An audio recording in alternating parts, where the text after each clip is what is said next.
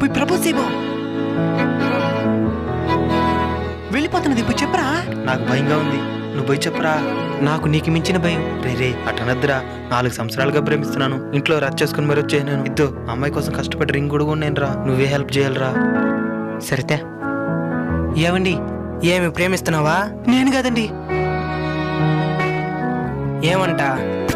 నువ్వంటే చాలా ప్రేమంట, నువ్వు కాదంటే చేస్తాడంట.